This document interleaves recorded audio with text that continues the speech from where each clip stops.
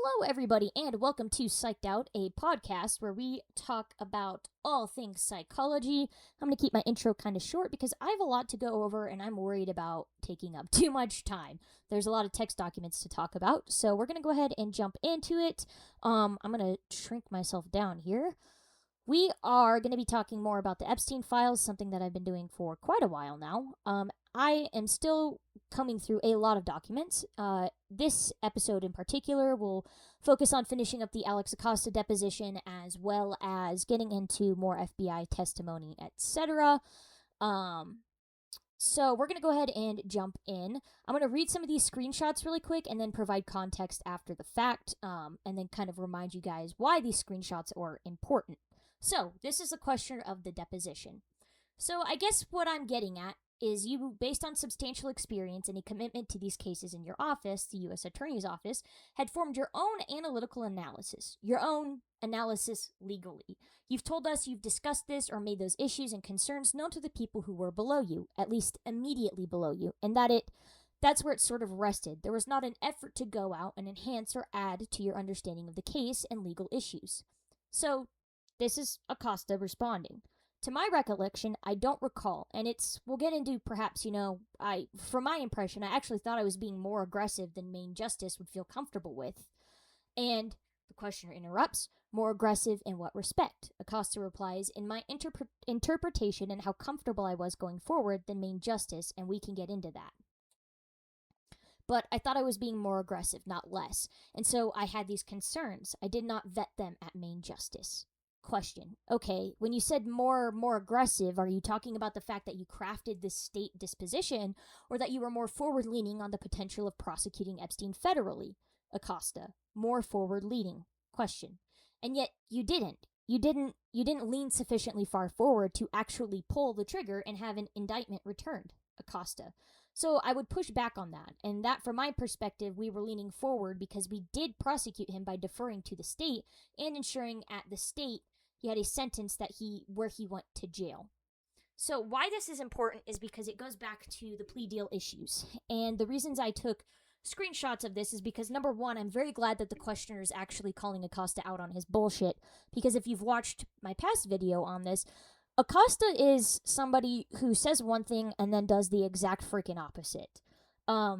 He all up and down the deposition is talking about how they were going to stick specifically to a 2-year plea of jail time, restitution, and registration, where Epstein would have to register as a sex offender.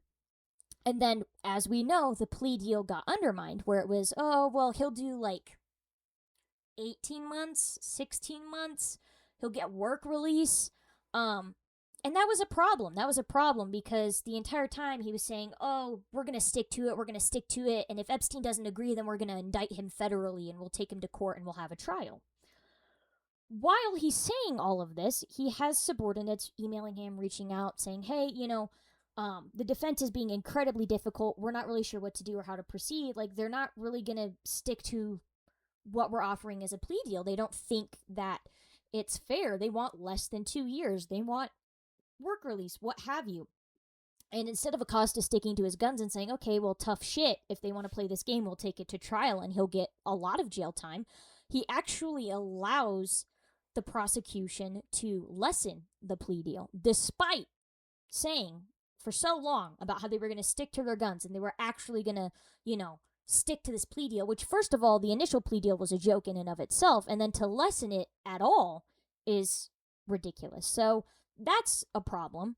And then he's saying, we'll indict him. We'll indict him. We'll take him to trial. And while he's saying that, again, he's doing the exact opposite. He was worried about taking Epstein to trial because, in his opinion, the victim testimony wasn't going to be good enough. There were too many conflicting statements. The girls didn't look young enough anymore for the jury to, really care about them because they're older now when they're going to testify. They're not 15, 16, 17, even 14 like they were at the time they were victimized.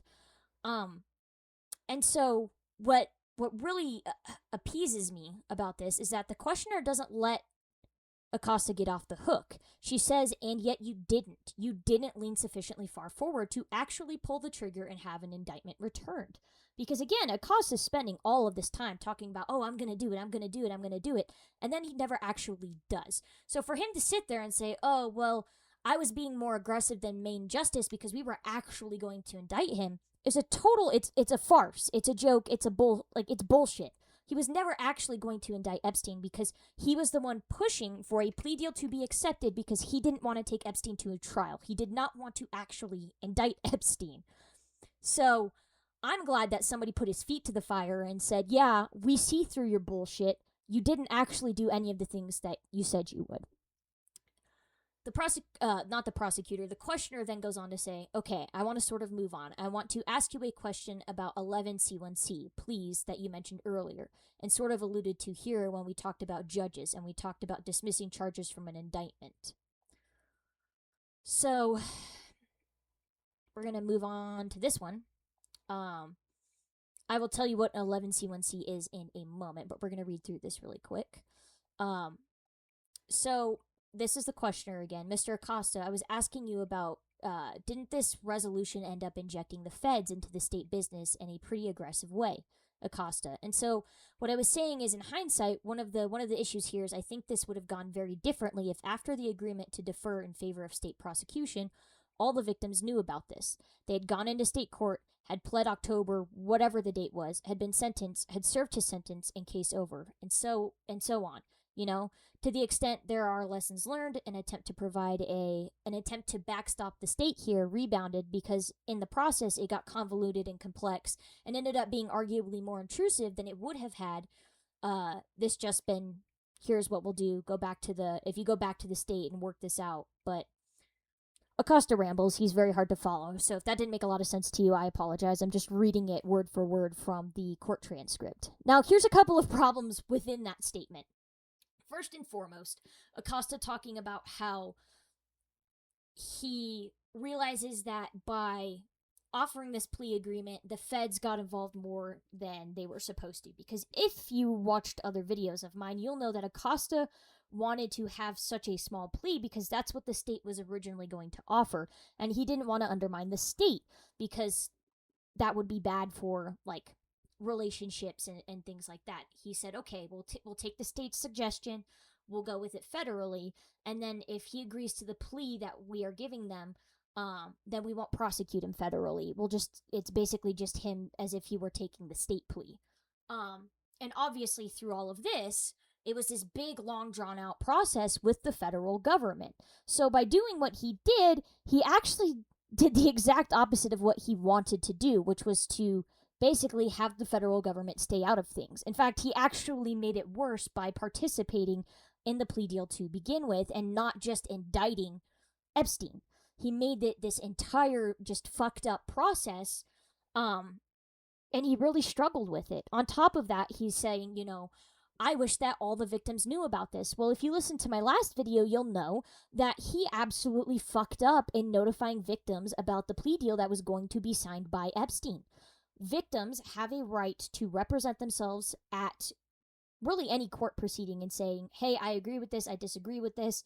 And to be honest, none of the victims were contacted or discussed with about the plea deal and what it was offering. In fact, there was one victim in particular who said, fuck the restitution. If this is what you guys are giving him as a plea deal, I don't want restitution. Give him more jail time because 2 years is a freaking joke. And they completely disregarded it. So he doesn't actually give a shit about any of the victims. So him saying all the victims knew about this, they had gone into state court, etc., they were never going to be able to go into state court or know about anything that was going on because Acosta and his office never fucking bothered to tell them about anything that was happening in the first place. So again, he is saying one thing and then he's doing another, and it's fucking ridiculous. The questioner goes on to say, would that have required or depended on cooperation from state authorities? Acosta says, so I think I was clear, and my recollection is this was an issue where I said it is up to you, and I edited a few parts of this. I got involved in the subsequent collateral attacks. And that overall, because there was such, this is me, not him. I'm just breaking up his quote. But overall, there was such an issue with the defense that they, quote, almost tried to circumvent and to get the state to circumvent, undermine our agreement. So basically, because the feds got involved and things got as complicated as they did, it allowed the defense to try and insert themselves between the state and between the federal government, create confusion, and say, well, hey, let's just get the state to change some things. The federal government wants to defer to the state. They're not communicating. Like, it just turned into an absolute shit show. And the questioner basically says, well, you could have obviated that whole issue if you had just offered the same result, which would be a plea to a criminal charge with, for sake of argument, a 2-year cap, which would have required a C1C plea. Acosta says, right. Questioner replies, and you'd get restitution because federal law requires it. They would have been able to proceed under 18 U.S.C. 22.55 anyway, and he would have gone to jail and been registered as a sex offender, all just within the normal course of doing business at the U.S. Attorney's Office. Why not pursue that? Who was calling the shots that said, yeah, we'll do it, but it's got to be with the state? Was that the defense? So basically the question here is, if the federal government was intervening just to uphold what the state wanted, why would they then have to continue to cooperate with the state instead of intervening and saying, hey, we're going to take it from here. We're going to ensure that he gets a plea with the charges that you want. Basically, we're going to make him accountable for these things, but based on what you want. And instead of just kind of circumventing the state being involved in this and just taking over it federally, they still included the state despite it being a federal issue, which doesn't make a lot of sense. So as you can see, it's just a big clusterfuck. And because of that, the defense was able to bounce back between the state and the feds. And because the feds wanted to uphold what the state was doing, if the defense went to the state and said, hey, we want this, and the state started to change things, then the feds would then have to mirror that. So the defense was allowed to play the system. And what the questioner is saying is like, why would you allow that to happen instead of just saying, hey, we're taking it from here, you're going to negotiate with us, the state's not going to be included anymore. And just so everybody knows what a federal 11C1C is, it refers to a specific type of binding plea agreement where the prosecutor and defendant agree on a specific sentence or sentencing range, which then binds the federal judge if they accept the plea. So this is another point that the questioner is saying, where instead of, going back and forth between state and the federal government and this is the plea that we want, but he's not doing it and we don't want to indict him, why not just offer a plea that says, hey, regardless of what comes out, regardless of what happens, this is the charges that the judge has to agree with. So if we have 12 victims or 72, it doesn't matter. These are the charging limits that Epstein would face. Like, the judge can't change whatever it is that Epstein agrees to. Why not just offer something like that? It appeases both sides. The state doesn't have to get involved. Things like that. And that just didn't happen. So next we're going to go to the questioner. I guess the sort of the big unanswered as yet question is, why was there a fixation on the 2 years when that's not something that comported with anything that was possible in the federal scheme? Acosta. So speaking to the 2 years, I don't remember with specificity. Let me give you my general recollection, and then let me speculate. My general recollection is that there were earlier charges. You all may know those in more detail than I do, but there were earlier state charges that were brought. Questioner. That were brought? Acosta. I'm sorry, not that they were brought, that they were contemplated. Questioner. Of which there is no public record. Acosta. There is. I don't know if there's public record or not. I can just say my recollection is that there were earlier state charges that were contemplated. The state attorney chose to not pursue those earlier state charges and take it to a grand jury. So again, we have another issue of Acosta saying one thing and then something else completely is happening. Different. Something else is happening than what he is saying. I get irritated with him and it makes me tongue-tied. So, what the questioner is saying is, why in the hell were you so fixated on the 2 years when you look at federal charges, that's not really a possibility? Like, federal charges have a big-ass punishment.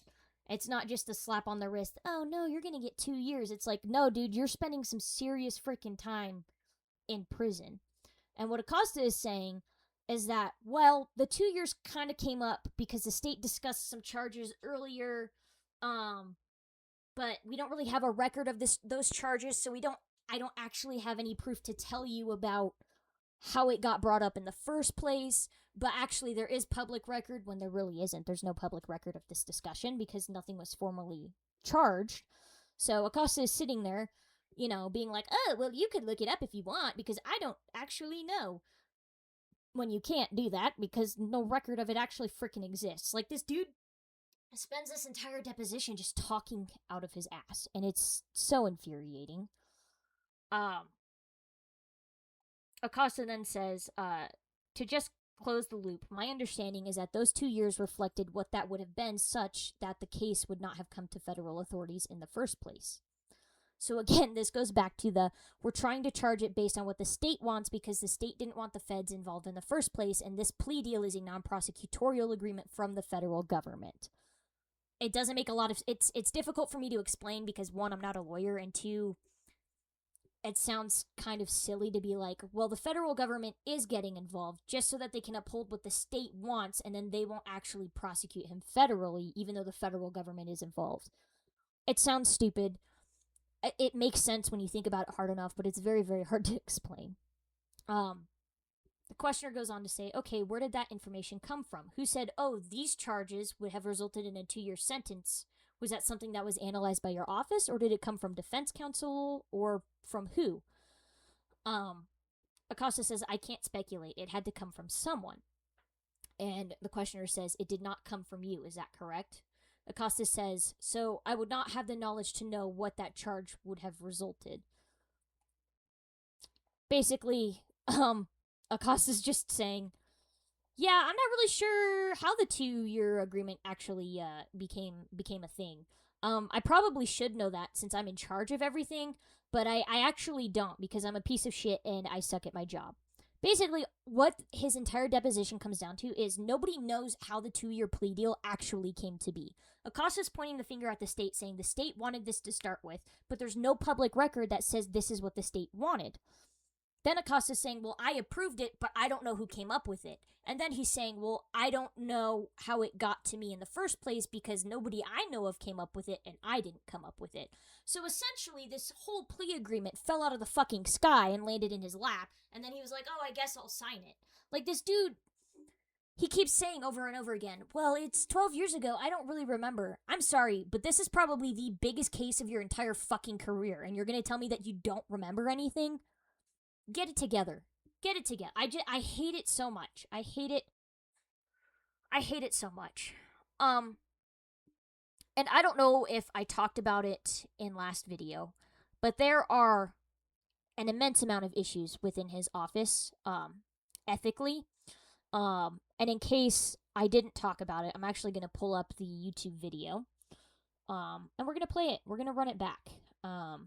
If I'm repeating myself, I apologize. But I just don't want to forget this because I think it's important.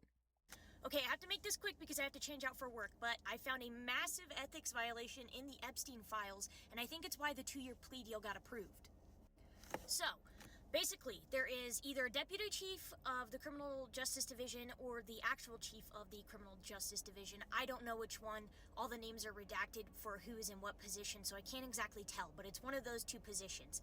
This dude had a relationship with Leslie Ann Sanchez, which was one of Epstein's defense attorneys, and it was described as a very close personal relationship because they had worked together as superior and subordinate. Again, I don't know who was the deputy and who was the actual chief, but on top of that, they also had a dating relationship. Now, when you go through the deposition of Alex Acosta, you learn that there were other people on the case who disclosed conflicts of interest to the ethics division, people who had been friends with attorneys on the Epstein team or attorneys associated with Epstein's defense, and those people were all vetted by the ethics team and told that they could continue on the case. But the one person who didn't do that is the gentleman that was either the deputy chief or the chief of the Criminal Justice Division. In fact, he never even mentioned it to Alex Acosta, the U.S. attorney, that he had been in a prior relationship with Leslie Ann Sanchez and the fact that they had worked together. You know who doesn't say possible ethics issues? People that are doing something wrong. Because let me put it to you this way, it's no different than a husband being under investigation for, say, murdering his wife. And investigators ask them, hey, can you think of anybody who would want to do this? And the husband's like, no, I don't. Later, they find out that he had an affair with a woman who's incredibly jealous and made threats against the wife. And then the investigators are like, hey, why didn't you say anything about this? And he goes, oh, you never asked me about it. You're either admitting because you know it's wrong and nobody asked you about it, so that's your defense, or you're omitting because you genuinely forgot. But this is not one of those things that you genuinely forget to bring up, because it is a massive conflict of interest. On top of that, this individual had a private one-on-one meeting for half of the day with Leslie Ann Sanchez and reported to her that the best option that she could do for Epstein was to give a plea deal with jail time and registration as a sex offender, and that Alex Acosta would be okay with it. Now, when asked about this, Alex Acosta says that he was never approached by this deputy chief or chief of the crime division, and he wasn't sure why he would propose that to Leslie Ann Sanchez.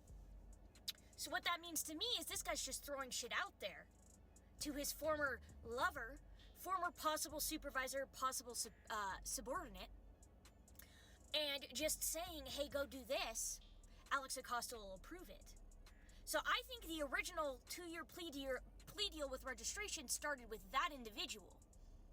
And he was in the good graces of Leslie Ann Sanchez. Now the thing that really gets me here is why he wouldn't disclose that to the ethics division, because there is a chance that the Epstein case could have gone to trial. They were talking about possibly indicting him if they couldn't settle it on a pre-indictment, which was with a plea deal. And this dude is setting up the perfect defense for Epstein, because all Leslie Ann Sanchez has to say is, hey, this is an ethics violation. I either worked for or was the superior of this gentleman, and also we had a dating relationship. And then all of a sudden there's doubt in the case, there's ethical issues in the case, the whole thing could be thrown out, right? This dude is playing into the defense hand. Why? Why? Who knows? I don't know, but it sure is weird. So, obviously, there are other issues within that I want to talk about. First and foremost, I think after learning about the ethics issue, it provides a little bit of credence to the idea that there's a reason Acosta really did not want to take this to trial, because at some point he did learn about the relationship between those two individuals, and I'm going to be honest, I do think that's where the 2-year plea deal started from. But Acosta doesn't want to admit that because, again, it's a huge issue. And then, again, like I said in that video, if this ends up going to trial, it's a farce of an investigation, a farce of a prosecution. All the defense has to do is say, hey, look at all these ethics issues. Now, let me remind you, at the same time that this is going on, Acosta's also seeking employment at the defense company that Epstein has. Epstein doesn't own it, but it's the company that his defense lawyers work at. So this whole thing is just a shit show from the beginning, full of ethics issues. You have Acosta that's seeking employment with people that are defending Epstein. You have these two people, one a defense member, the other a prosecution member. Like, this whole case was just doomed from the frickin' start because nobody could get their heads out of their own asses.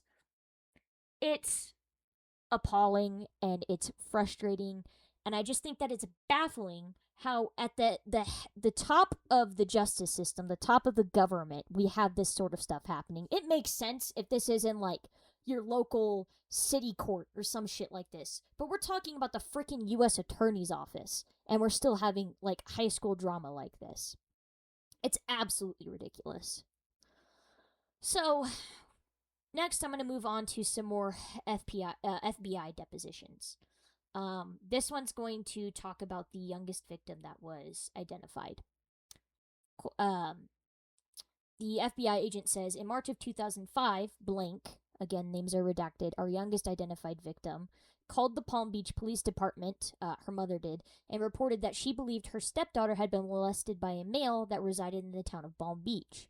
So today we're going to talk about this individual. Yes, and we are using her initials to protect her identity, correct? The answer is yes. Can you tell the grand jury her date of birth? The date of birth is mentioned.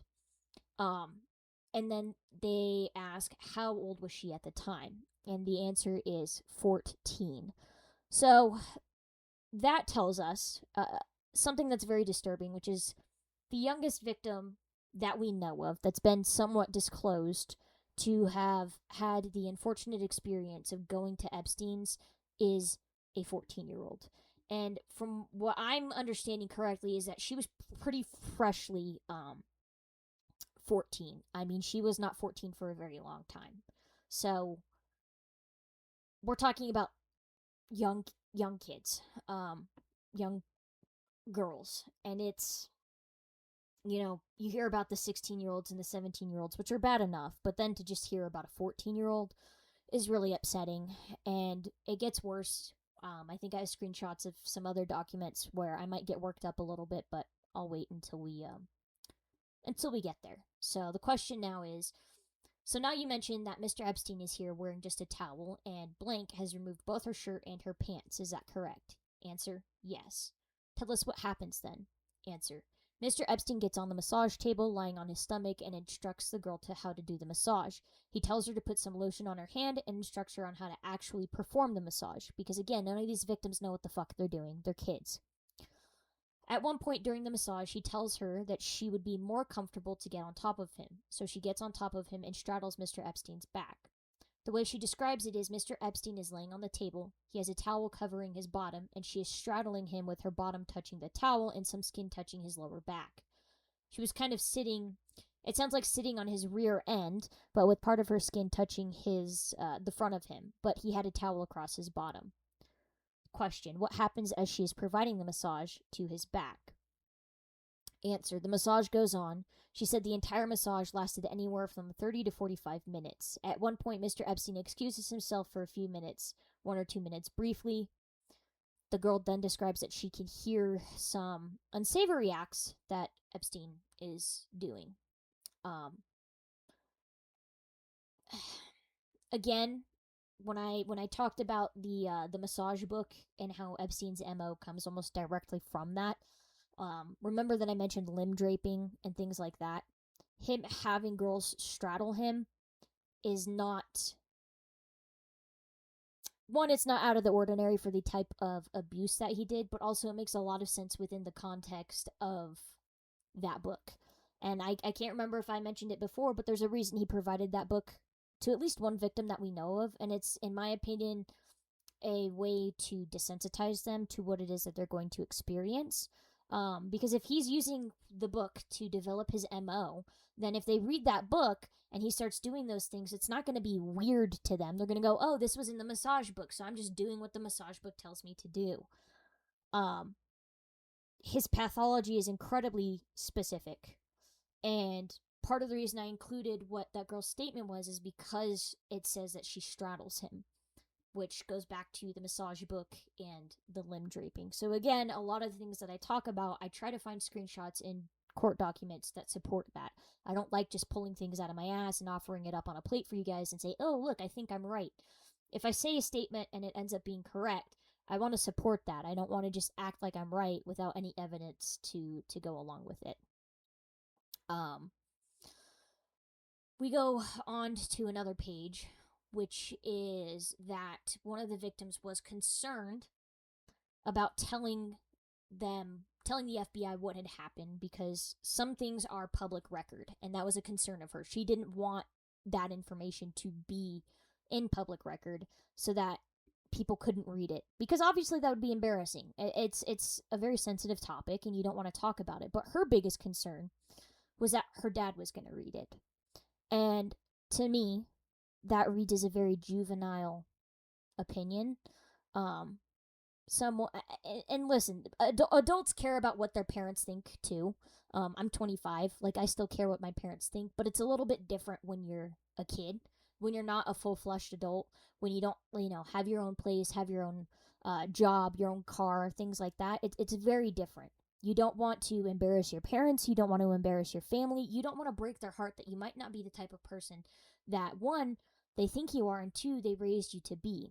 The other thing, too, is parents raise kids with the expectation that they'll be able to send them out into the world safely, having taught them, stranger danger, different things like that. And so to have something happen to you the way that it happened to this particular victim, and then have your dad find out, like, that's got to be really hard because, and I might be projecting a little bit, but the way I see it is it's got to feel almost like you failed your parent.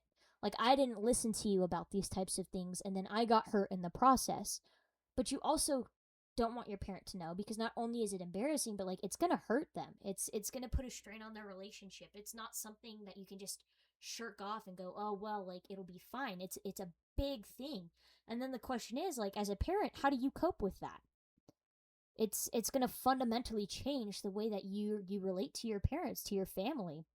And there's something to be said about it being a father-daughter dynamic. My dad in particular, you don't mess with any of his kids, but you sure as shit don't mess with his daughters. Like, there's an innate thing with fathers, not every father, because some fathers are shitty, but especially girl dads, where it's, I am the protector. You will not mess with my daughter. You will not mess with my child.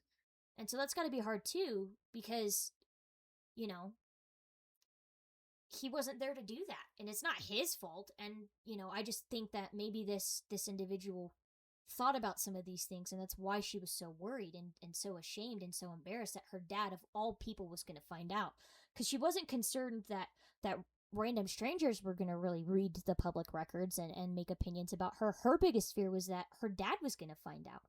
And that to me just really shows the mindset of how young and how juvenile this individual is. And it just it breaks my heart a little bit that's her biggest concern.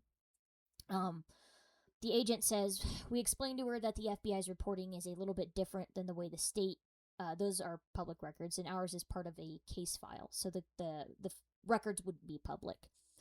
The question, in addition to the fact that she had these concerns about her father and she was embarrassed, in your experience of interviewing victims of sexual abuse, is it typical for them to not disclose all of the sexual activity? Answer, yes, it's very typical. And young girls, they don't want to talk about it. This is just another case of her not wanting to tell exactly what took place. Question, after that first visit to Mr. Epstein's house and the interviews with detective, they give the name of the detective. Did detective blank on April 1st, the following day, did blank make calls to blank? So then they go over call records, trying to pad the case and say, like, oh, we can support these types of statements. We can't support these types of statements.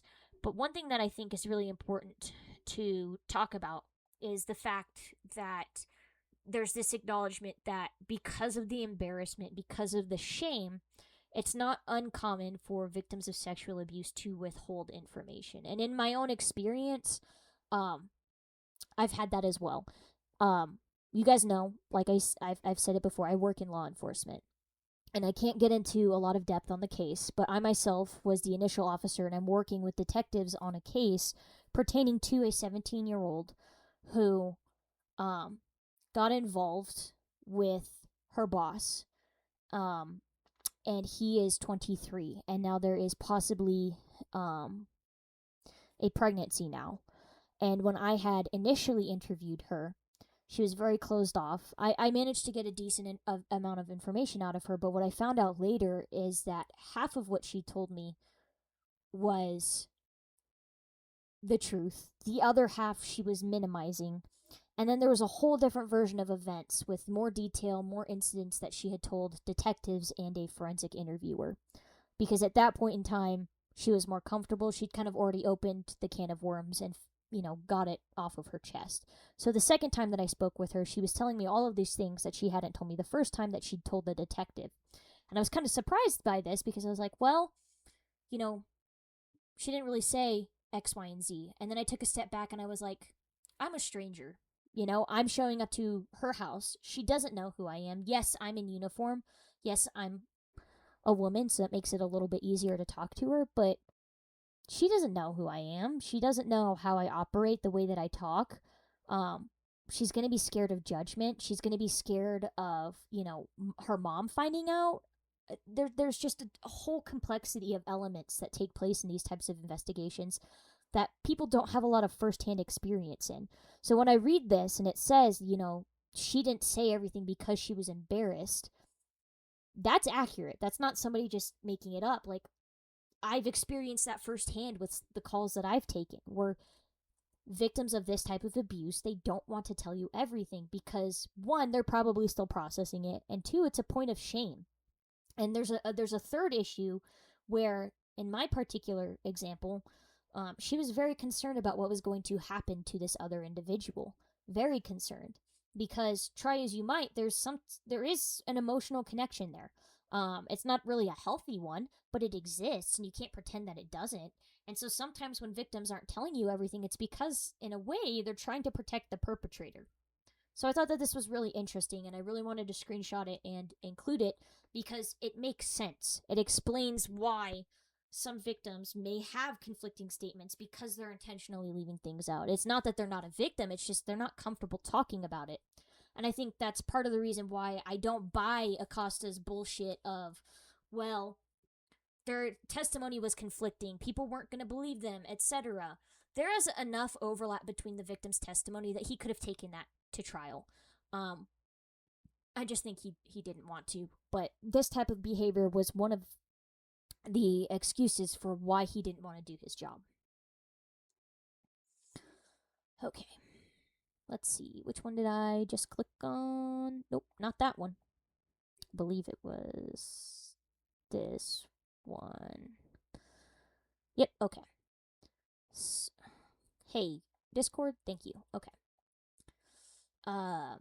So then there's a question because they want to talk about ages and try to really solidify if Epstein knew whether or not he was talking to minors. So the questioner asks, is there any evidence to suggest that Mr. Epstein knew that this particular victim was under the age of 18? Answer, I would say through the interviews of the multiple girls that went to Mr. Epstein's house, the way that having seen blank last night and now she's 16, this was 2 years ago, that age and behavior, and again, this is that more circumstantial evidence as far as concrete evidence? No, but just by her appearance and her mannerisms and how I observed her last night at age 16. The questioner, and that's consistent with what blank said during her statement, correct? Answer, yes it is. So what they're trying to get at here is like, yes, some of these girls were told specifically to lie about their age, and some of them did. Some of them say that Epstein never asked them how old they were, etc., and so they never informed him.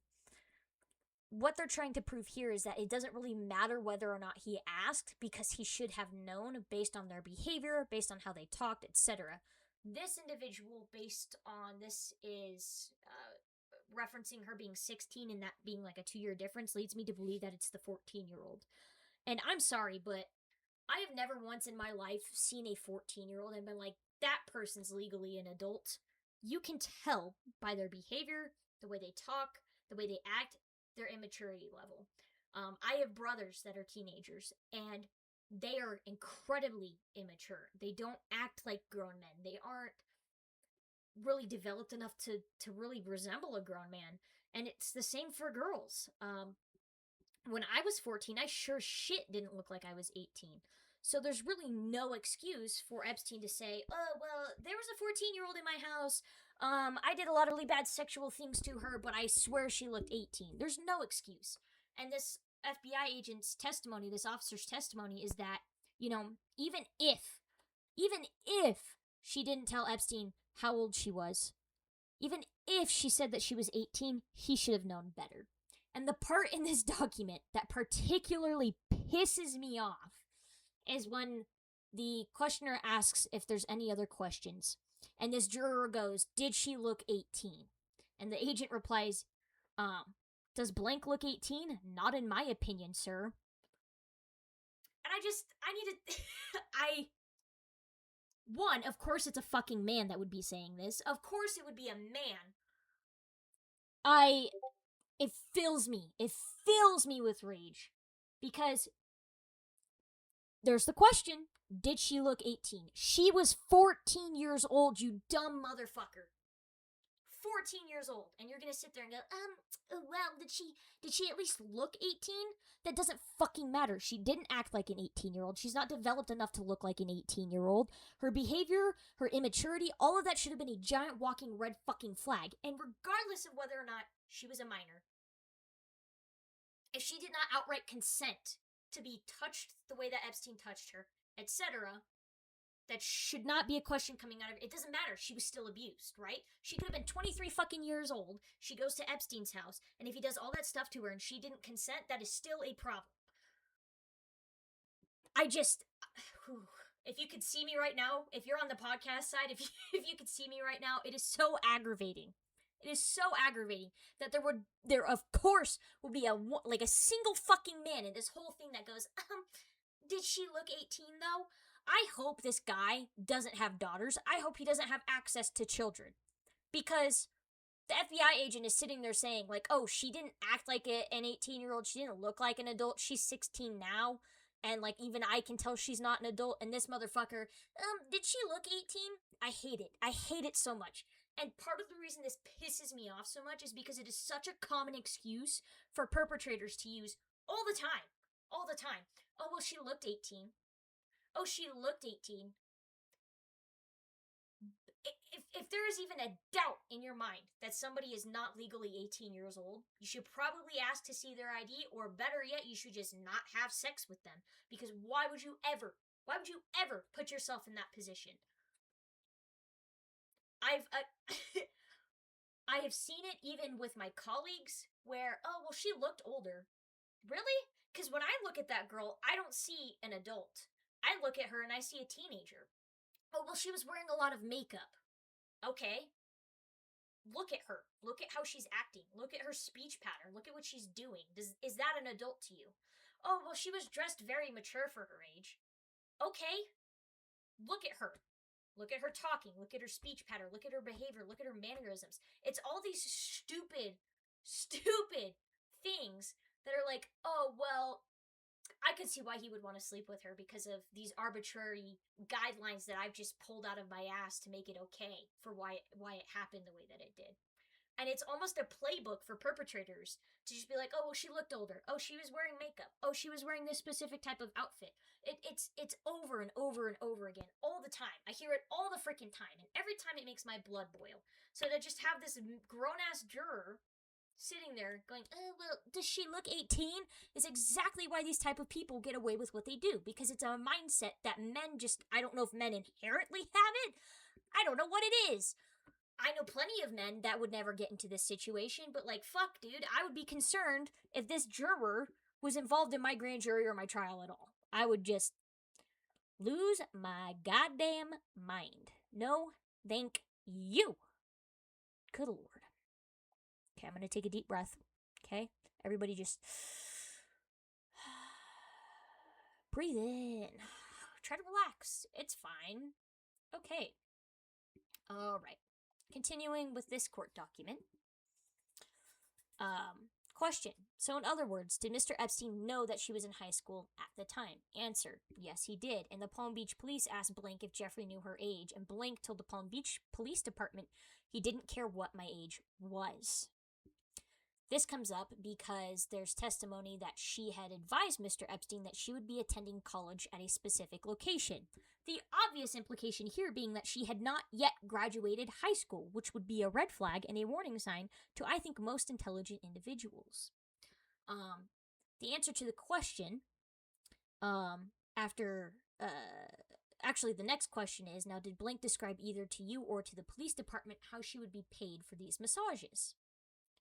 Very important question. I've talked about it before. He paid everybody in cash, which was very intentional because they got a lot of bank records and card transfers. They subpoenaed like a crap ton of banks. They subpoenaed flight records. They subpoenaed all sorts of stuff. So if he was just using his credit card or his debit card to pay all of these kids and like use electronic transactions, it would have been so easy to trace. He paid everybody in cash. That was intentional. He knew what he was doing. Next, we're gonna go into something that's a little bit sensitive, something that I really want to talk about. What I am going to talk about is going to be disturbing. So if that's not something that you can handle, I suggest clicking ahead a good amount. It was appalling when I read it, and I have been desensitized to quite a few things. This made me nauseous in a way that I haven't been in a very long time. So I'm just going to throw that out there as a warning. here's some testimony. So we took a little bit of a break, but then she was able to say that Mr. Epstein had provided her as a birthday present a blank. The word is retconned, or not retconned, redacted. Later it is unredacted for some reason. What he gave her was a vibrator. So not only was there a redacted used on her, but at this time, and I think that's kind of what got Blink talking about the sexual activity, that she was able to tell me that, and she was very, very embarrassed, but that Mr. Epstein had given her for her 18th birthday a vibrator. Question: now you mentioned that that happened on her 18th birthday. Answer: yes. Question: and was she able to tell you whether Mr. Epstein knew it was her 18th birthday? Answer: she stated that Mr. Epstein provided to her on her 18th birthday the blank, and shortly, well, question: so before you had said that blank had instructed blank to tell everyone that she was 18. Do you remember that? Answer: yes. So this is not the 14-year-old. This is different. This victim was specifically told by the people who recruited her that she needed to tell Epstein she was 18. Obviously, if she's receiving a present from Epstein on her 18th birthday, that means he knew she was not, in fact, 18 years old. How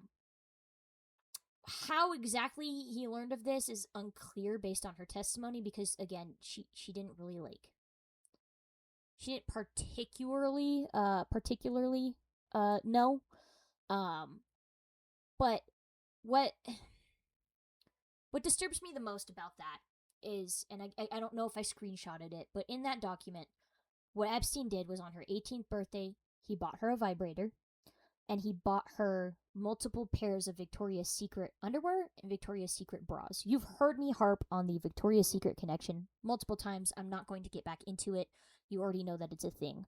And every time I bring it up, it just makes me mad that more people aren't looking into Leslie Wexner, but it is what it is, I guess. What this gift giving tells me, and we're going to get into the psych aspect of it, is a couple of things. Number one, we know that many of the victims who went to Epstein had a vibrator used on them by Epstein. A vibrator was used to victimize these kids. I don't know if this particular victim was privy to that. I don't know if she was victimized by Epstein with a vibrator, but there's a good chance that she is. She is one of those victims. If that is the case with her, this is not only disgusting, it's fucking cruel. Because if she was victimized prior by a vibrator, to send her one on her birthday is basically saying, hey, remember the first time I used this on you? Remember your first experience with this? Well, guess what? I got you your own. It is not a funny ha-ha, here, enjoy this. It's a, hey, remember what happened? Hey, remember that really awful time that you experienced? It is psychological manipulation. It is psychological torture. It is completely and totally intentional. Now, even if this victim was not abused with a vibrator previously, it is still really weird to send her a vibrator. Because number one, what it reads as, oh, here, you're old enough to have one of these now. You're an adult. I don't have to pleasure you anymore. You can pleasure yourself. You're not my type. You've outgrown it. Here, have this. Take care of yourself. It also reads, sorry, I just punched my mic. It's also a control tactic, because it is a reminder that no matter where they are, no matter how old they turn, Epstein can find them. He can even mail shit to them. He has power, and he is saying, I still have that power, no matter how old you get. You will always be an object to me, and I can always get a hold of you if I want to. It's not really a gift so much as it is a warning, and it's disturbing beyond belief. The other thing that is incredibly cruel about this is the fact that it is on her birthday. And not just on her birthday, but her 18th birthday. I remember turning 18, and I thought it was really cool. I was legally an adult.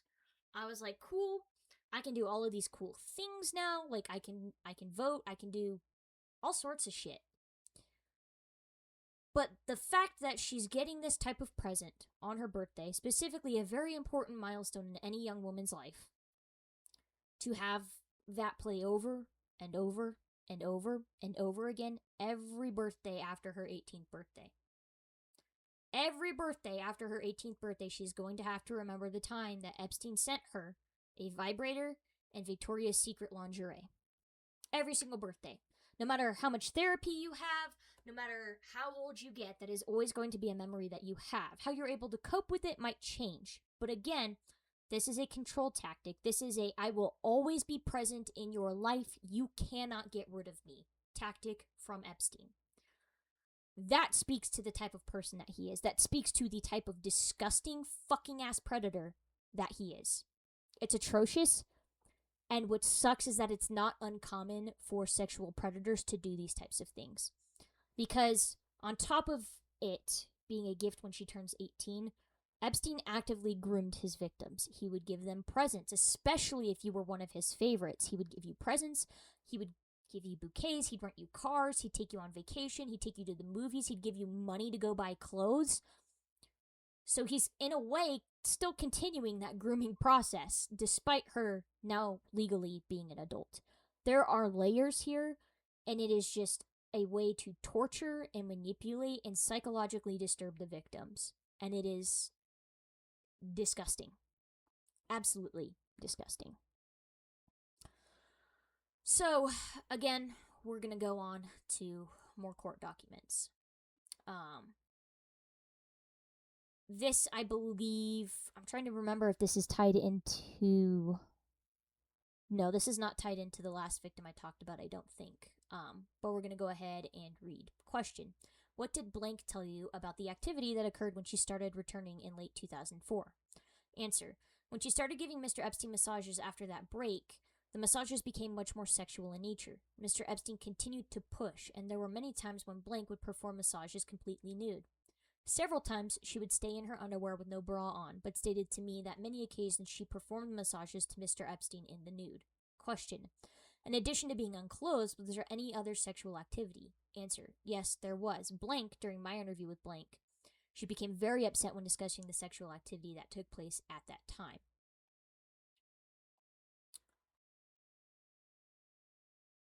Again, what that tells me is that because obviously there was a break in time between massages.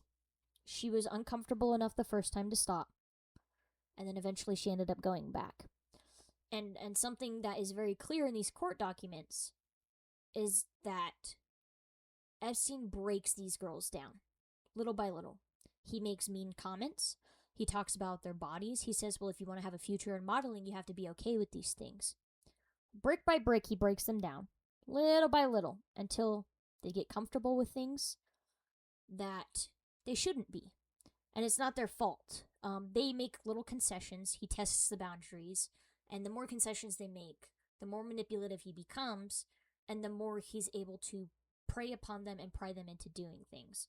There are court documents wherein if Epstein received resistance, a severe amount of resistance from these victims, he wouldn't have them come back.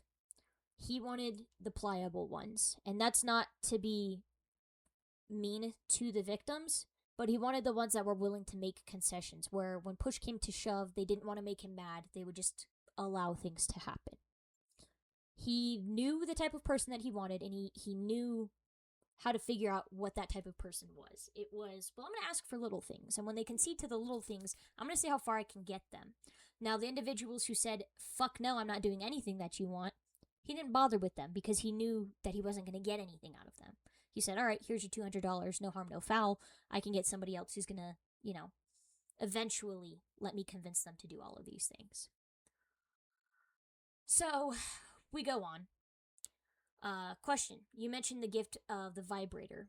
We're going back to the vibrator. Were there other gifts that were given to blank?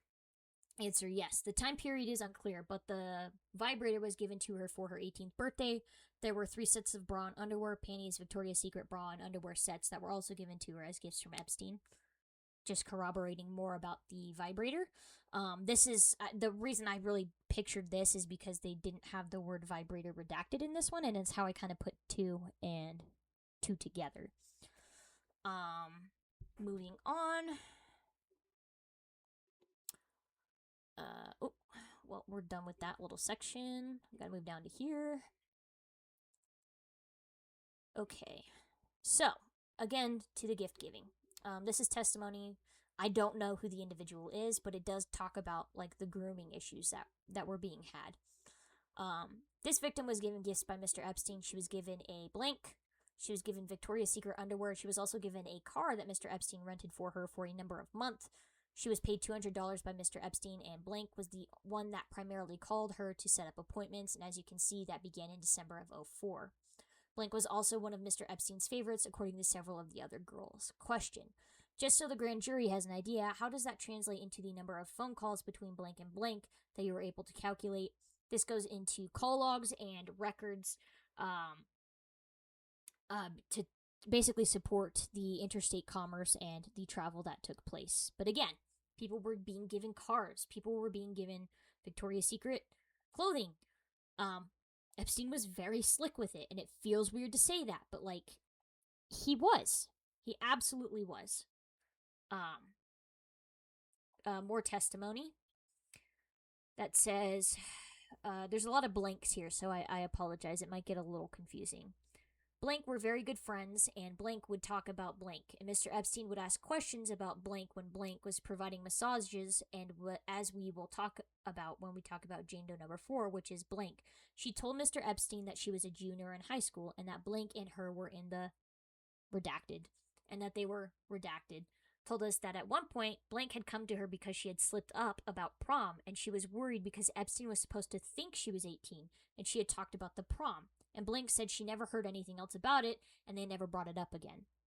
Question, because according to blank, Mr. Epstein didn't really care how old the girls were. Answer, exactly. Question, and she never mentioned he asked her for her age or asked for any other form of identification to show whether she was or was not over 18. Answer, no. Question, now if you could turn to the proposed indictment, they go to the indictment. So again, this shows that based on behavior, based on mannerisms, Epstein should have known how old these girls were, and he very much did, because he specifically is quoted saying numerous times as, the younger the better. That was his motto.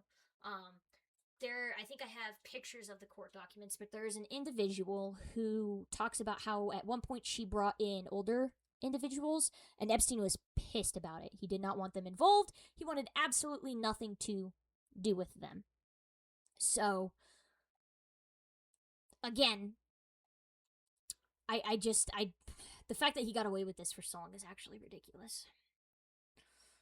Again, we talk about the Victoria's Secret lingerie sets, the car rental, being paid in cash.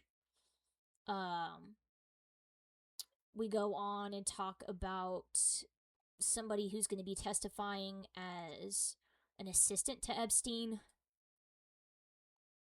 Moving on. We talk about Epstein's airplanes. So both of the planes used to help traffic girls were from private companies owned by Epstein. I think one of his pilots was ultimately charged, or at least brought in for questioning, because he knew a lot more than he originally let on, which is incredibly frustrating. Again, Epstein is sort of the head of everything that was going on, but there were other people that very much knew what was happening or were intentionally ignorant to the matter. We have more testimony. At one point, Mr. Epstein asked her if she had sex with her boyfriend. Blank informs him that she is still a virgin, and he responds, "What, you don't like sex?" And that's pretty much the way that last massage went. Question. Now, Special Agent Blank, just to interrupt you, you mentioned that Jane Doe number 4 became very upset as you were asking her about the massages, correct? Answer, yes. Question. And when she was describing this incident with him grabbing at her breast and trying to pull her pants down and instructing her to remove her pants, correct? Answer, yes. Question. You had talked last week about the expert that you had spoken with about interviewing victims of these types of offenses. Answer, right. Question. And you had told us about how a victim may be reticent at first to tell the entire story until a rapport is built. Answer, right. Question. Can you tell the grand jury your impressions of your interview with blank? Answer. She became so visibly upset, and a lot of the girls are embarrassed of what took place, but when she talked about the last massage and him grabbing her breasts and fondling her, she was in tears. So, again, what we are seeing here, as as sad as it is that there's a lot of emotional damage to these victims. This is their life. This shit is real. And I can't imagine being that young and having to go through something like that. It's just, it's gross, it's disgusting, and it makes me sad for them. It really does break my heart because I don't know how you come back from that. I don't know how you respond to that. And again, it kind of goes back to why Acosta was saying, oh, well, we're going to have testimony issues. Like, these victims can't get their story straight. There's conflicting stories, blah, blah, blah, blah, blah. But he was completely disregarding the traumatic effects of everything that happened to them, which is, realistically, you want to take one of the most embarrassing, traumatic days of your life and have them sit in a courtroom with a highly publicized case and talk about this and expect them to just want to tell you every terrifying, gratuitous detail of what happened. It's hard enough that they're already having to talk to law enforcement, and the fact that they were willing to do so is incredibly brave. Because that shit's not easy, dude. It's not easy at all. It's scary. I've had people tell me, like, I didn't do anything wrong, but I was still scared to talk to you. There's an intense fear of judgment. And an intense fear of victim blaming too. It's a whole can of worms. And so I take screenshots of that because I think it's important to highlight how these victims reacted to things, what their emotional state was, to really remind people, like, this shit, not only did it actually happen, but it happened to real people who had very real reactions to what was going on. Very real reactions. Next, we're going to get into something that I did a video on that really, really frustrated me. So there is somebody who was subpoenaed, and I don't know her name, but she rejected the subpoena.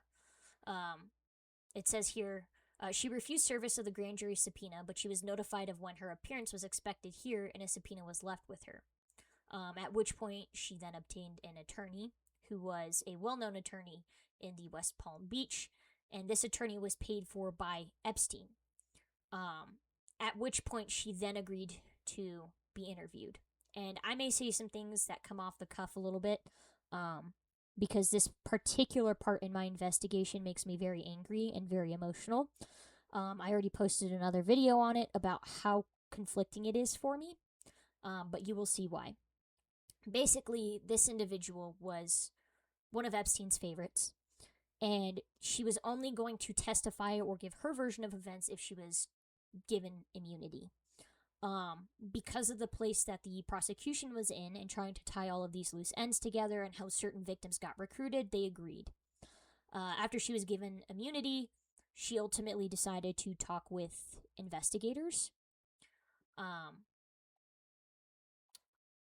That sort of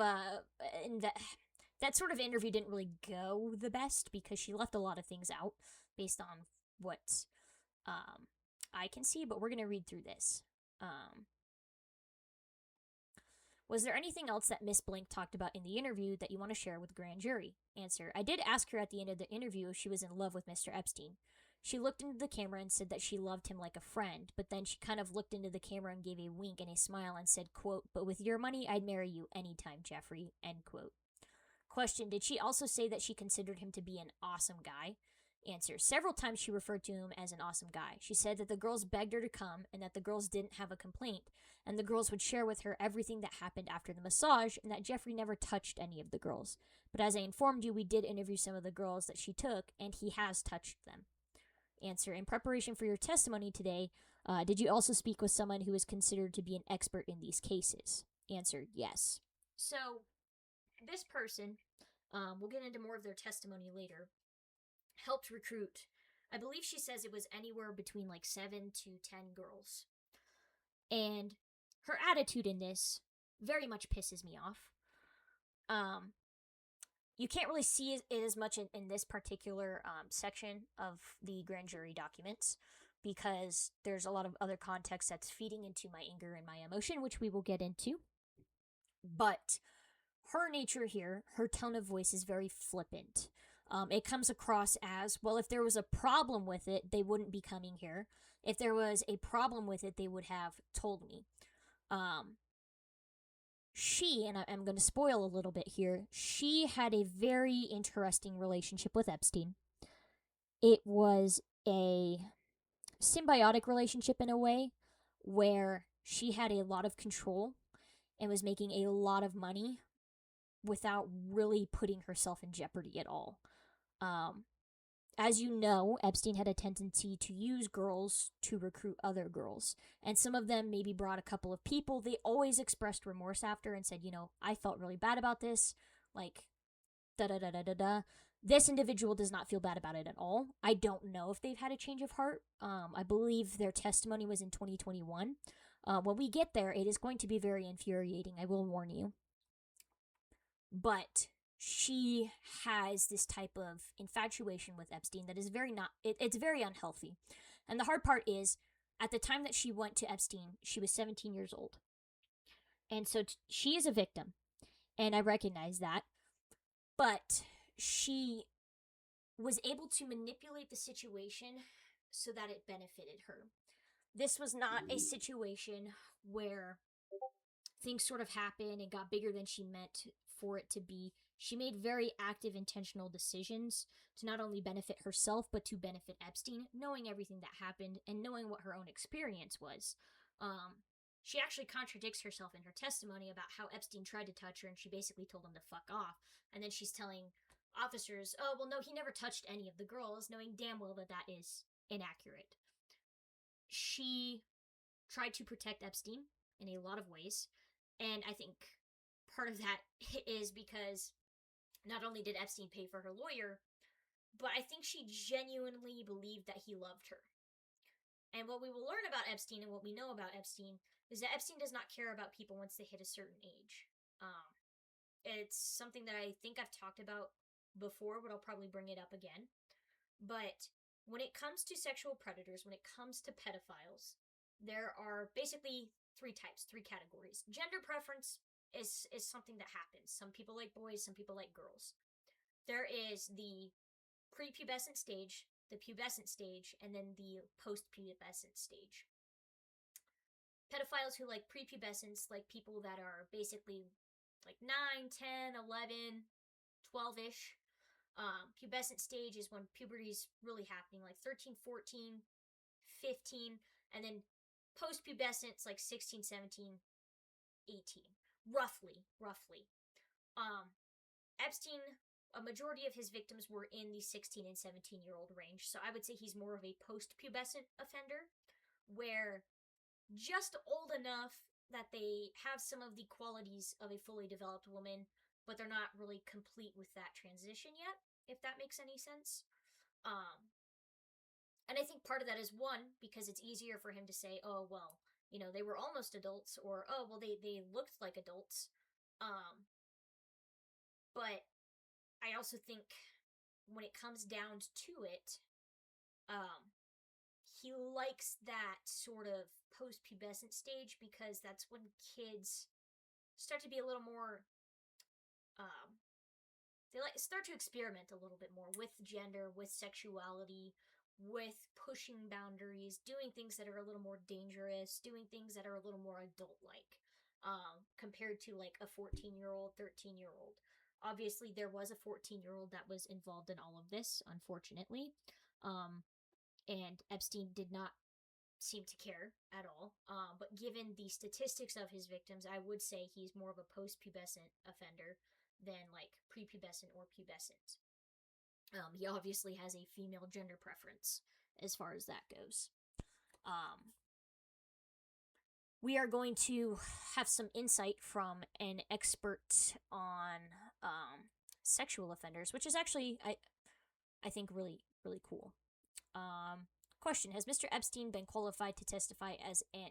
Oh, not Mr. Epstein. Has Mr. Redacted been qualified to testify as an expert in federal and state courts in cases that involve what he calls, quote, compliant victims? Answer: yes.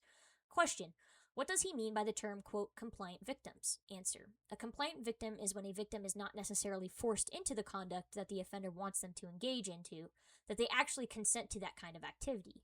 Question: so that would include minors who are subjected to sexual activity but weren't necessarily kidnapped or forced at gunpoint or something like that. Answer: exactly. Question: Did he discuss with you difficulties that exist when you interview those types of victims? Answer, yes. He stated that a complaint victim is oftentimes embarrassed that they went along with the behavior. They are also likely to deny the behavior, especially when they weren't necessarily forced into the conduct that the offender wants them to engage into, that they actually consent to that kind of activity.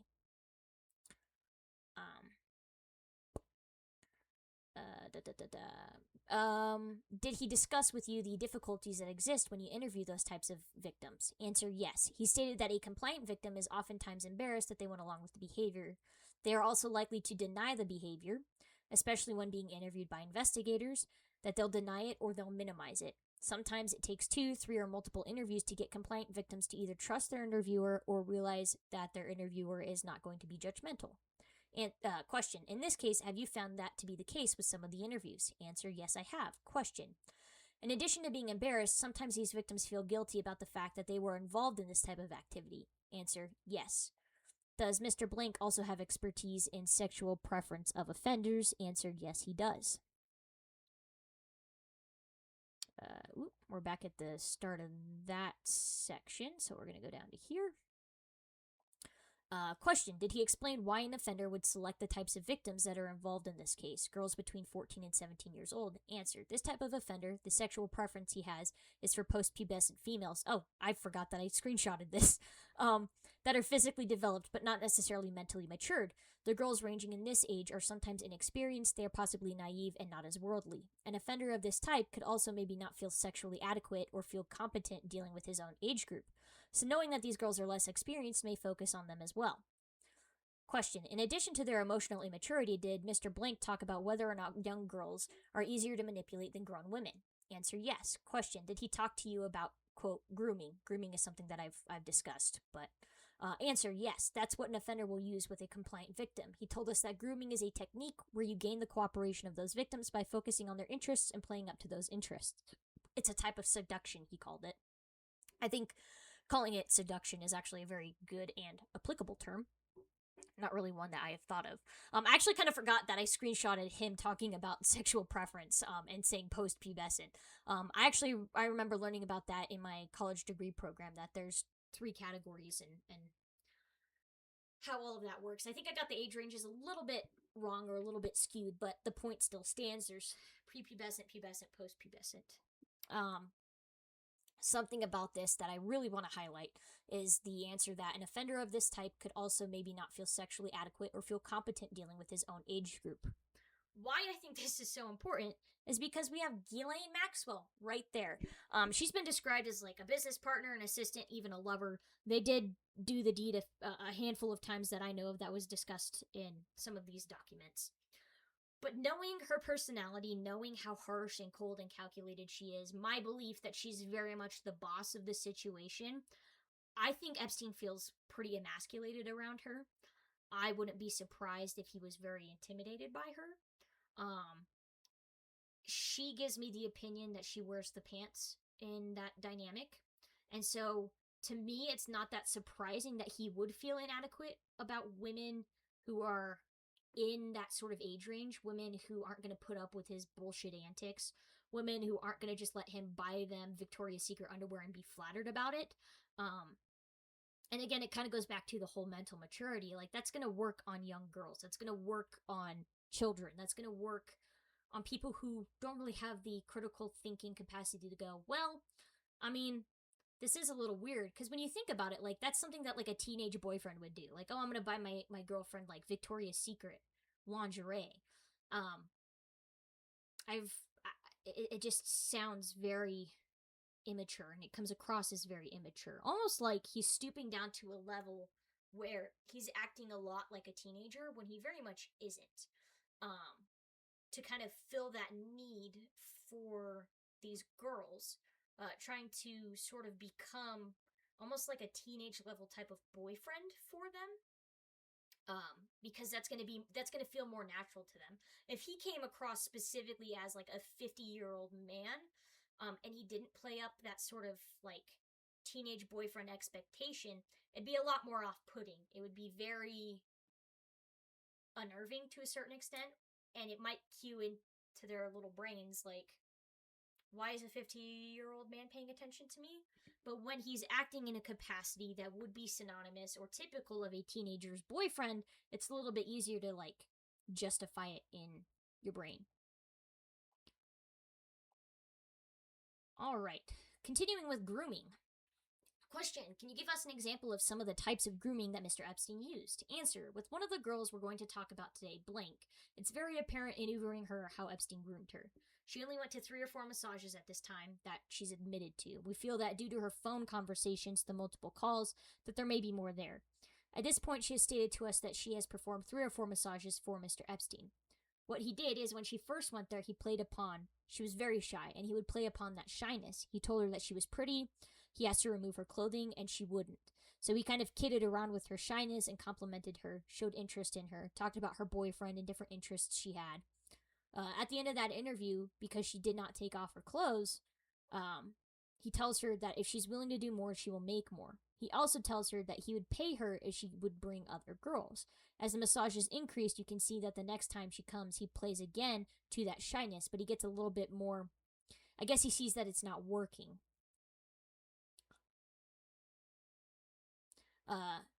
Answer, yes, several of the girls have said that he would always push for more and more. Answer, or question, did Mr. Blank explain why it is that a compliant child victim cannot legally consent to the sexual conduct? So really quick before we jump into that second question, what this means, like I said earlier, is that Epstein really tries to chip away at people's boundaries. He tries to get small concessions. And honestly, what's interesting about this is it's not that different than what detectives do or what officers do. If we can get you to concede smaller details and build upon those smaller details, you're more likely to open up about other things. If we can get you to concede to do, say, like, oh, just do this one thing, and you do it, oh, well, can you, do this as well? The more concessions that you make, the more likely you are to adapt an agreeable nature and to just kind of go along with the flow. And so, again, I think that my initial assumption of this is supported by court documents, which is that he very much chips away at what these girls' boundaries are until he gets them to a point where he can ply them and manipulate them to do basically whatever he wants. Some of the girls that basically said no, fuck off, he just kind of didn't care about because they didn't fit the mold that he wanted where he's able to manipulate them. Now, back to the question.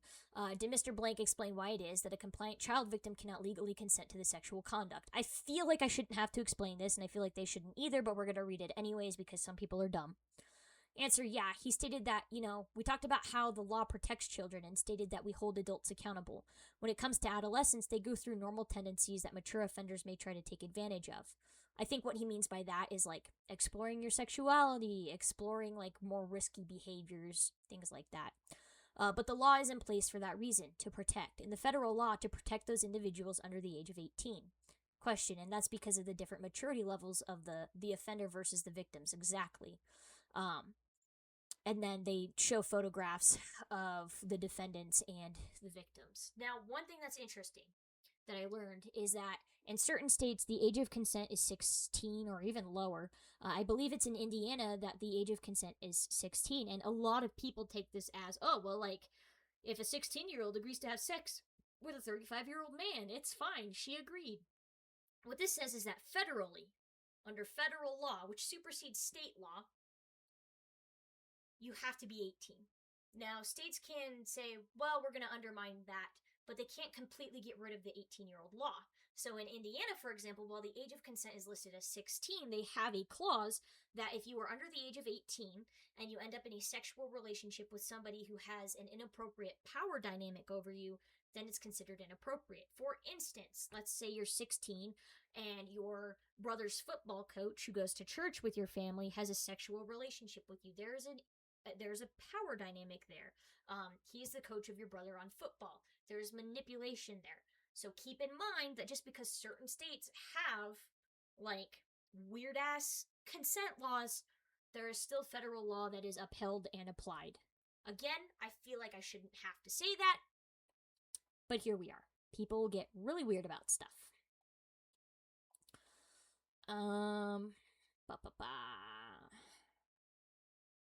We're going to skip this because I don't care about this. I don't know why I put that in there.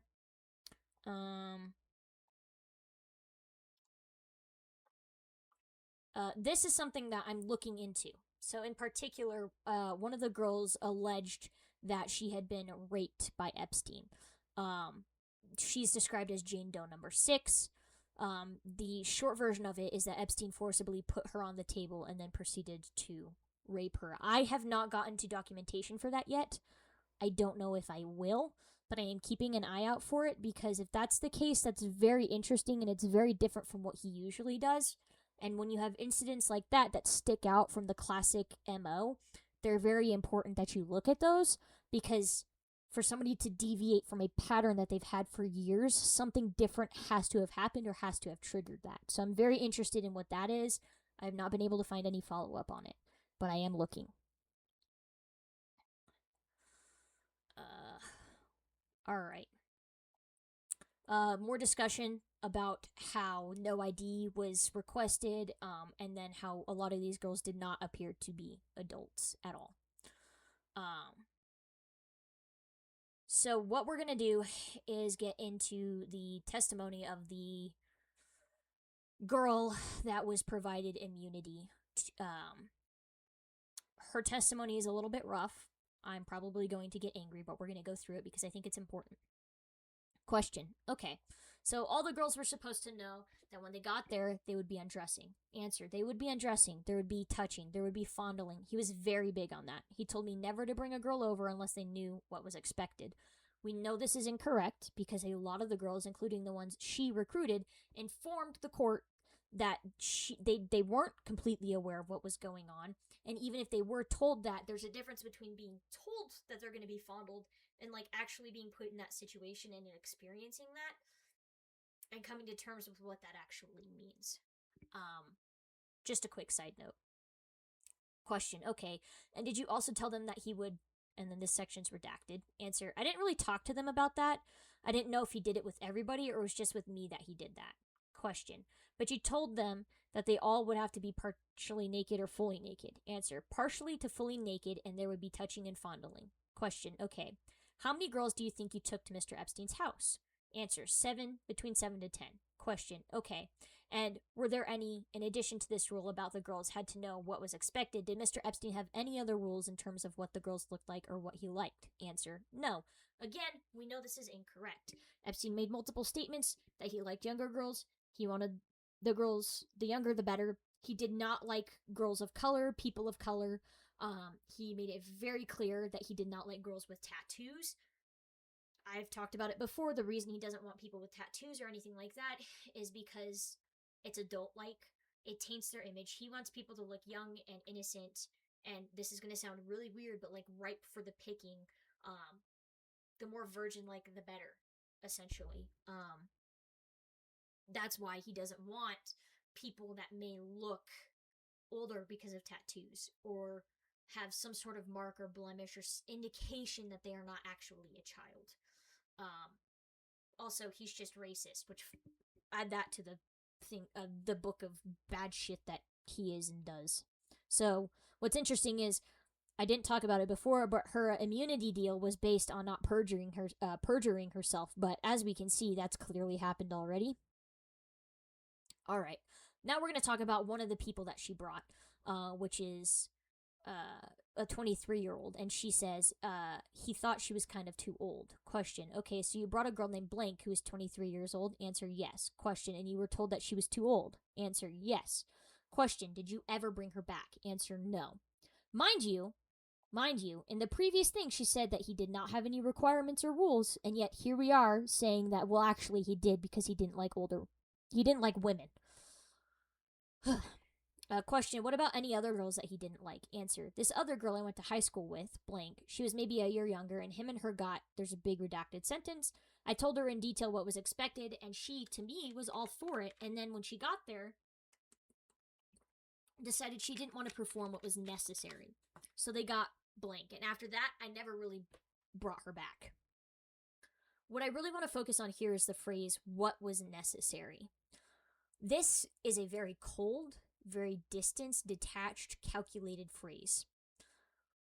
that tells me just about everything that I need to know, which is that this entire thing to this individual was a business transaction.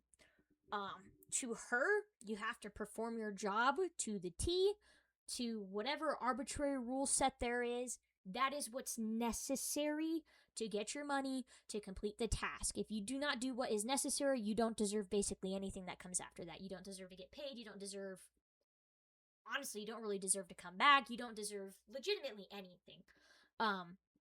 When I see that phrase, what was necessary, it comes across almost like a soldier being like, I killed that guy because it was necessary. And this is very much not the same as that, but to her, it's like, well, shit, you gotta do it. Why are you not doing it? Just, like, get it done and over with. And that's what's necessary. That's what's expected. So this was the first red flag in her testimony for me that really was off-putting and pissed me off.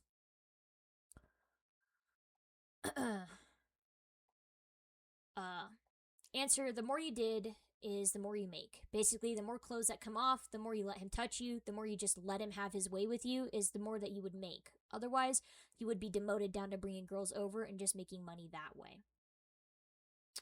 So again, things to pick apart here.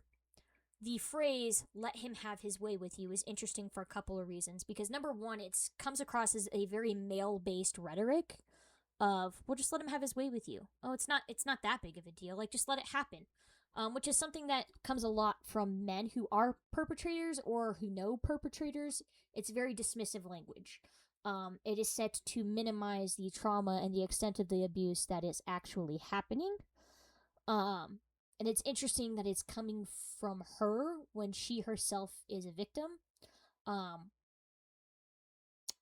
don't know if I have a screenshot of her saying what her initial encounter with Epstein is. If I don't, I will discuss it because I read it.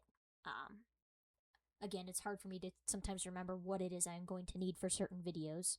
But regardless, the more you just let him have his way with you is the more that you would make. What that says to me, too, is it's actually a very trauma-informed response of don't be present, don't mentally or emotionally acknowledge what's happening, just let him do it. Let him do it, it'll get done, it'll be fine, you'll get your money, you'll get to go home. Basically, a show up, just lay there and let it happen. This is also rhetoric that surrounds sex a good bit, especially in marriage, of this idea of, like, the wife doesn't want to have sex, but the man does, so you just kind of let him do it, and you just lay there. Like, your pleasure and your happiness doesn't matter. What you want doesn't matter. He's the man. He's in charge. Just let him do what he wants. And when that's done, you've fulfilled that role and that need, and then you both can just move on with your lives. The other thing I'm going to talk about is you would be demoted down to bringing girls over and just making money that way. What's interesting, actually, I'm just going to go ahead and bring up her story because it ties into it. What's interesting with her saying that is that when she describes her initial encounter with Epstein, she's 17, as I alluded to prior. She shows up.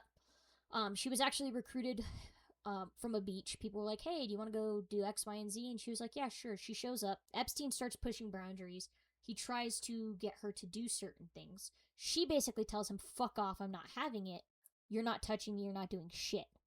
She completes the massage and then proceeds to recruit girls, despite being one of Epstein's favorites and, like, one of his biggest co-conspirators. So it's interesting to me that she says it's a way of being demoted when she herself would be fitting that role of being demoted, except she wasn't. It sounds to me almost like the mean girl equivalent of, like, we may be both on the junior varsity team, but I'm better than you because the coach likes me more. Like, fundamentally, the people that she's talking down to in this for being demoted, she fits that role. That is her. She would have been essentially demoted by that criteria, except Epstein just happened to like her more than he liked other girls. So, very insensitive, very juvenile way of talking, very dismissive. And it's also very much a me versus them mindset, which she talks about and gives a lot throughout her testimony. There's them, and then there's me. She's very cold throughout her testimony and what she talks about.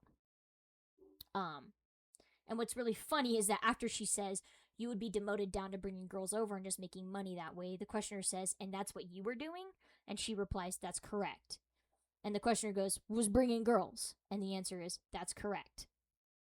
Just, the questioner is just saying out loud the thoughts that I have, and I'm thankful for it. Question, if you could explain to the grand jury how you would go about making an appointment for a girl to come and give a massage. Answer, his assistant there would call me either before they got into town or while he was in town. Either she would ask me for a particular girl, preferably one that he favored, or if I couldn't get a hold of that girl, just bring somebody over to work. I would call the girl, she would okay it, I would call blank back, confirm it, set an appointment, and then the next couple of days we'd go. Mind you, she's getting paid for all the girls that she's bringing. So she said, hey, like, you can't victimize me, but I'm going to let you victimize other people, and then I'm going to make a bunch of money off of it, because I'm going to hold myself to a different standard, and I'm going to make sure that I'm protected, but I don't really give a fuck about anybody else. Why would I do that? This particular phrase right here is what pisses me off the most. When asked if she still has contact with anybody, she says, I don't talk to any of the females that I once brought over there. I haven't been in contact with Epstein for years. He tried contacting me a few times. Number one, he got you a lawyer, which is why you have an immunity deal in the first place. So shut up.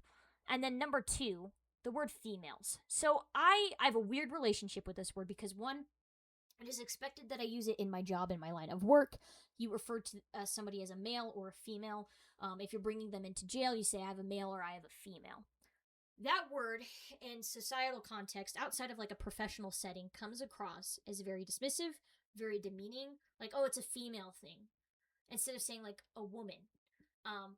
Like saying woman has much more of a connotation of respect, of reverence. The word female feels dirty, it feels derogatory, it feels separating and othering.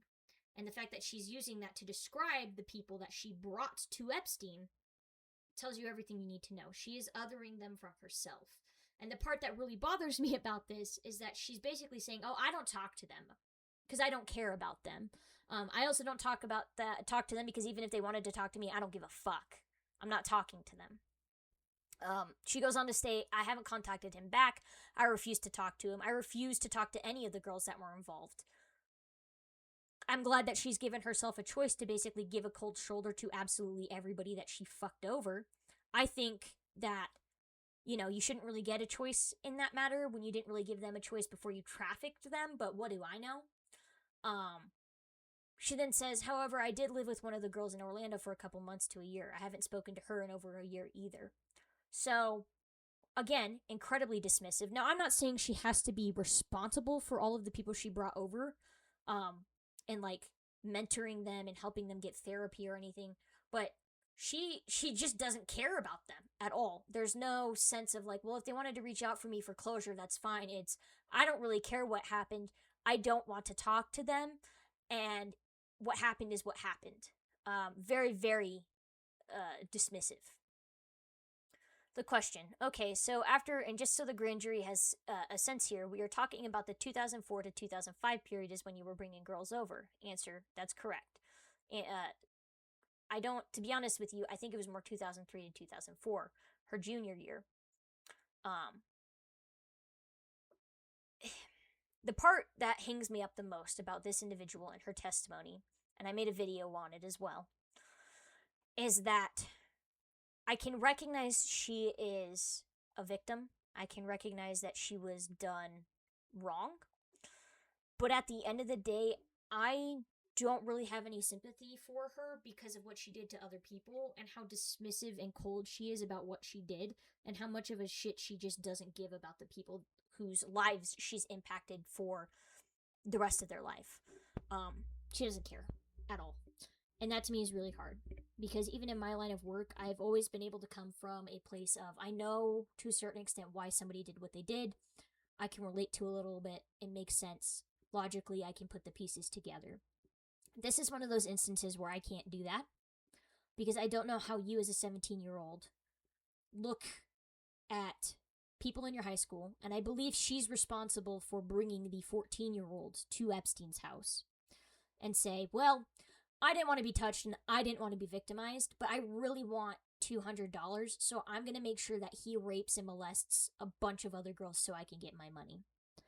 And I did talk about in a past video how Epstein was very good about targeting specific communities, specifically poor communities, and specifically individuals that did not have a good home life. And I recognize that. This girl was not recruited the way that others were, where those specific communities were targeted and where those particular individuals were targeted. She is a fundamental outlier when it comes to the others that were brought to Epstein's residence.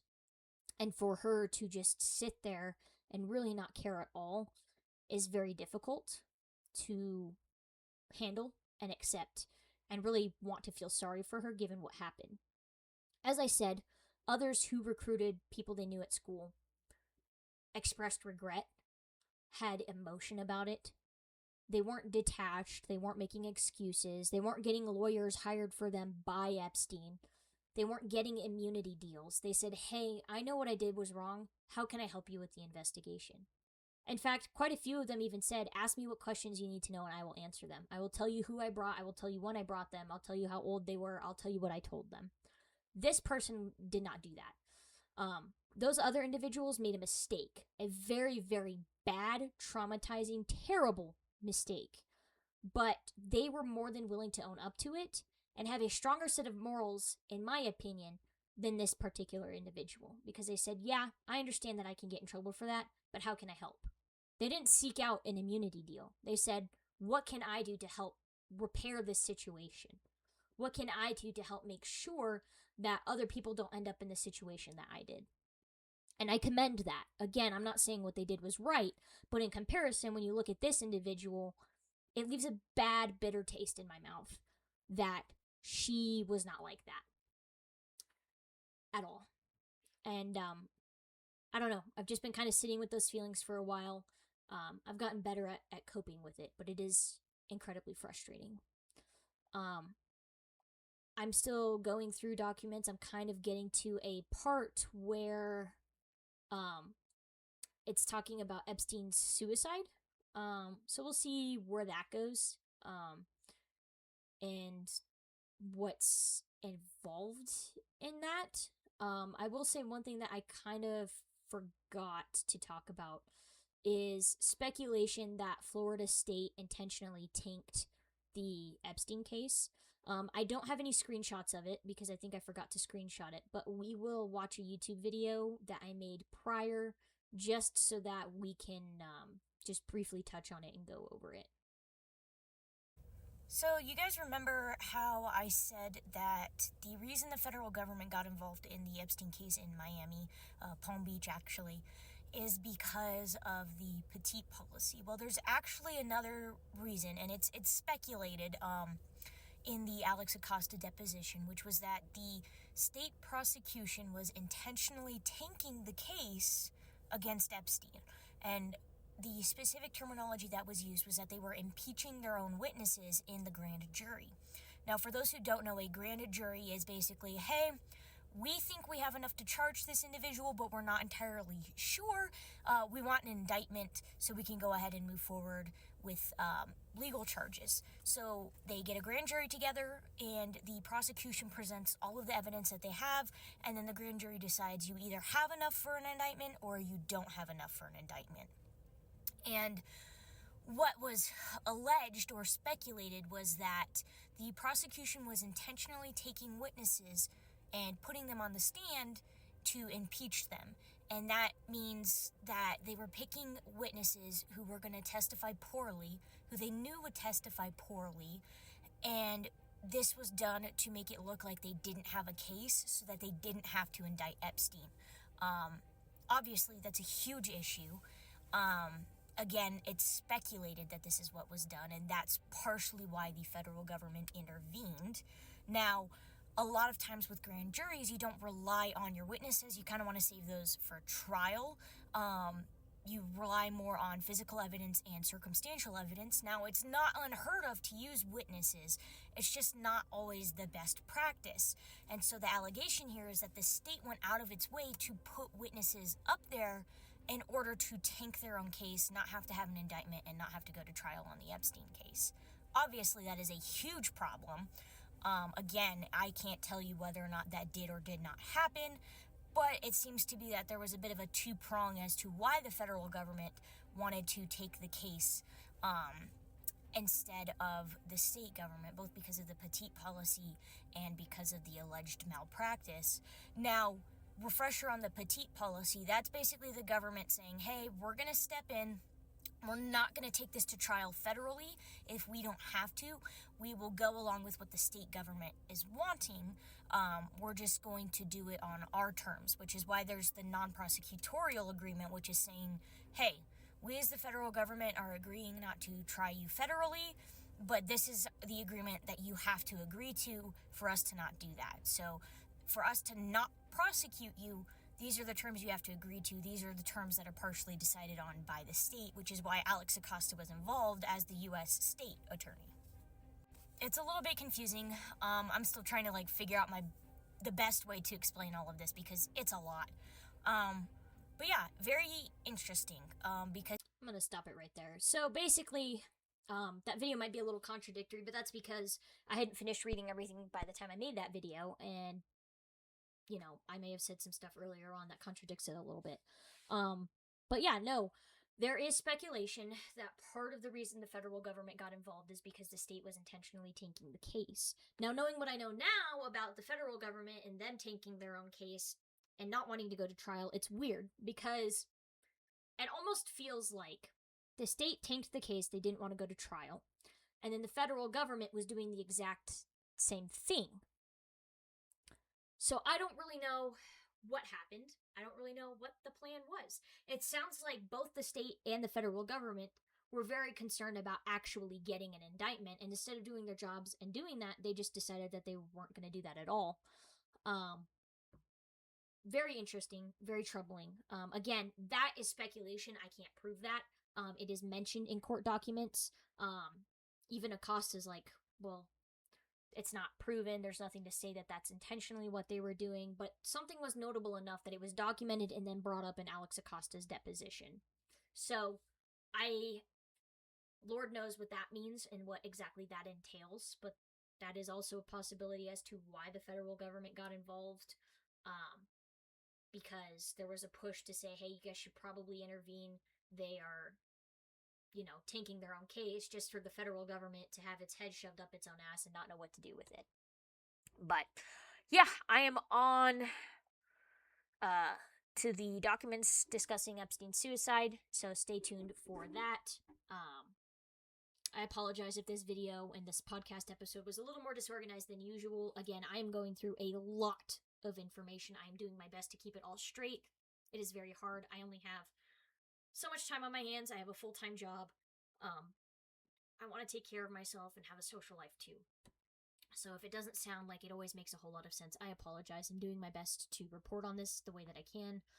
If at some point I get the time, I might try and publish my own investigation. We'll see. But if you want to stay up to date, please don't forget to like, comment, subscribe, hit the bell icon so you get notified when a new video drops. Please stay safe out there, guys, especially with all of the ICE stuff going on. I have my own thoughts and feelings on that. I don't like ICE. I don't agree with ICE. But please be careful because they do not have a problem with causing harm to protesters, and I just want you guys to be safe.